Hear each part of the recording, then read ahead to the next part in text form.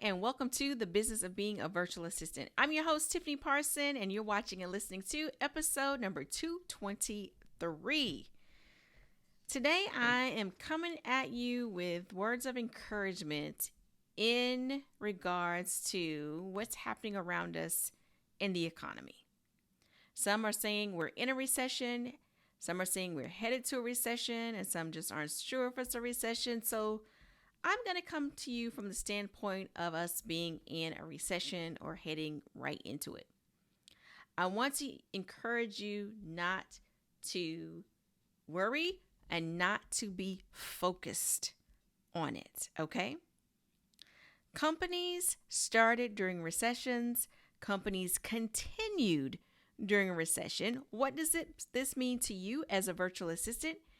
It means people will still need what you have to offer. Now, during a recession, people start slowing down their spending all over different areas. One of the first things people do is eliminate things that are not necessary. If what you are offering to your clients is a necessity to them, guess what? You're not going anywhere. They still need what you are offering them. If your job helps clients make money in any kind of way, they need you because what you're doing is filling in the gap for them marketing wise, email wise, support wise, communication wise.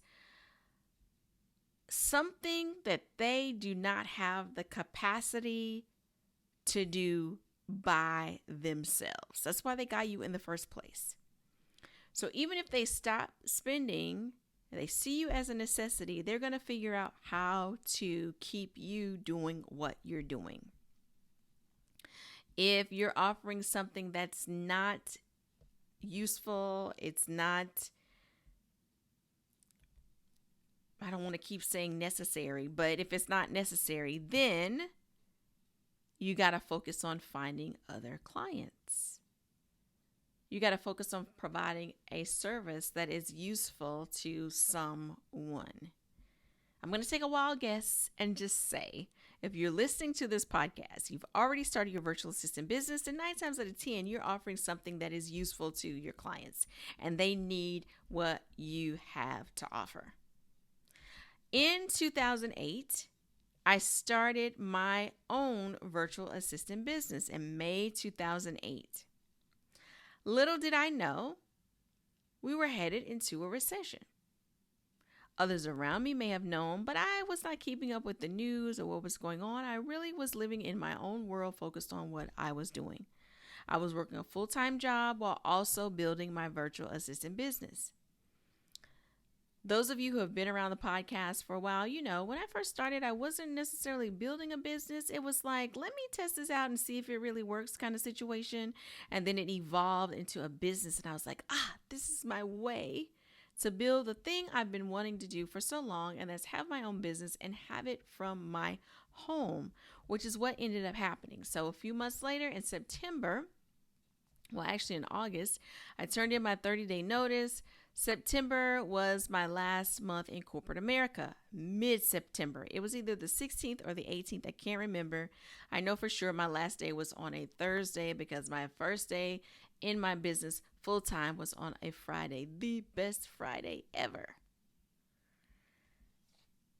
After that, I had this system going where I wake up really early just because I was so excited to be home and on my own terms.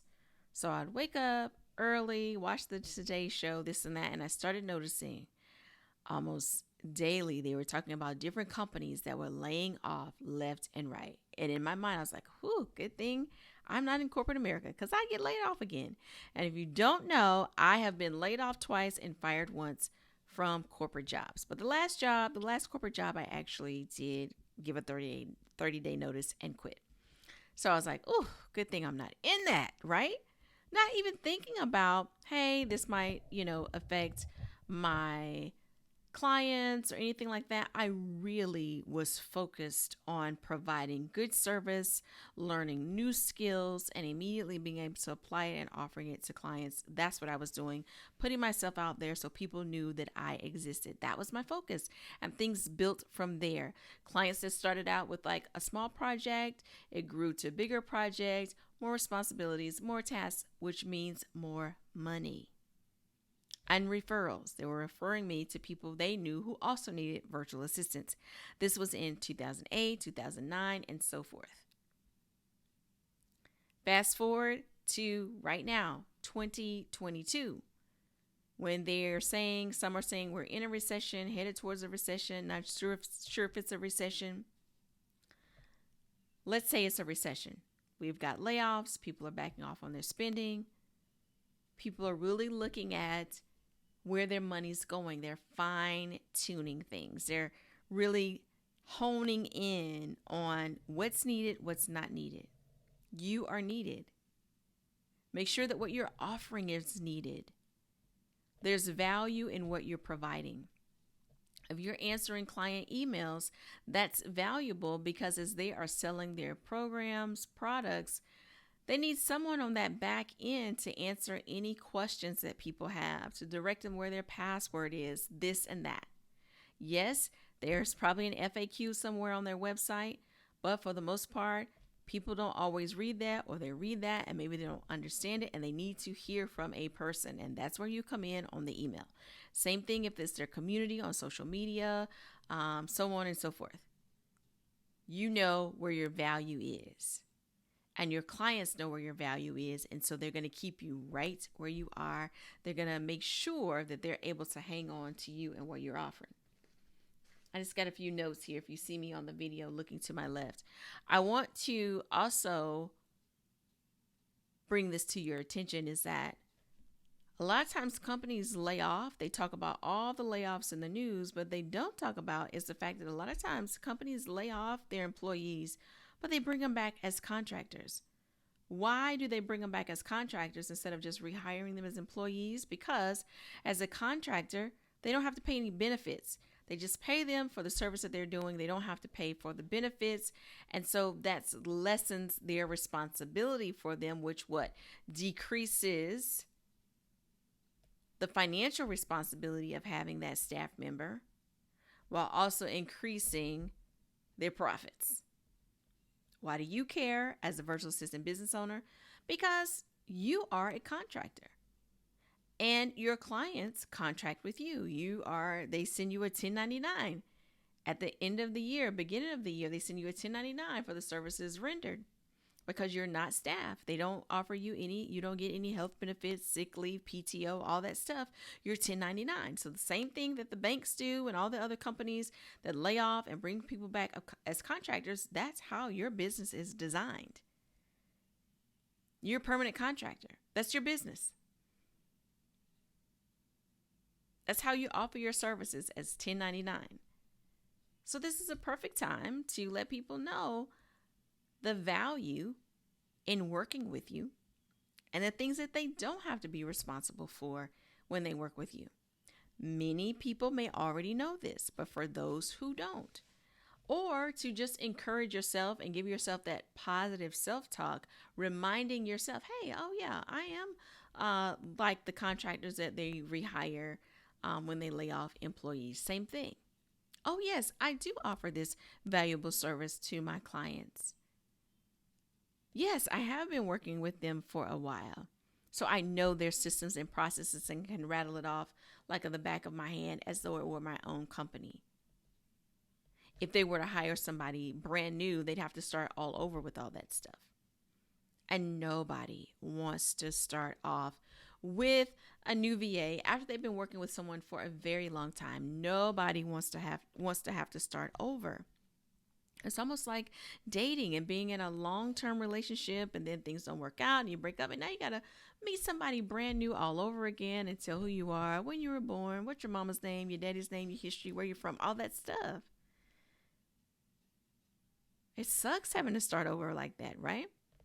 Your clients don't want to have to start over with that either. So focus on the value that you bring, knowing that you're providing excellent service to your clients and continue to do that. That is your focus. Have tunnel vision and not worry about what's going on all around. Because in the recession, companies start. My company started.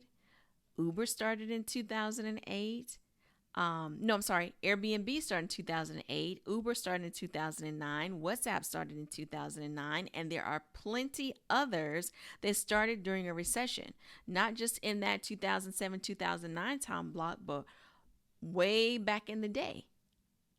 Companies have always been starting during recession. Yes, some companies close, but many companies open as well.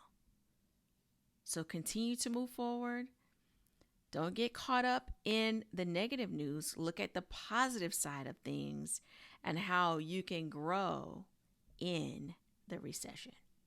If you have any questions, I may not always be able to answer your questions, but I certainly want to hear what they are just in case I can. If you're watching this on YouTube, post below. I want to hear your comments. Also, if you're watching on Facebook, do the same there as well. If you are listening on iTunes, Stitcher, or wherever audio podcasts are, be sure that you leave a review. I really appreciate your feedback and hearing from you. Thank you again. And if you're not on the email list, go ahead and hop on the email list. You want to text 33777. You want to text the phrase VA Start. That stands for Virtual Assistant Start. So VA Start, you're going to text 33777. That gets you on the email list.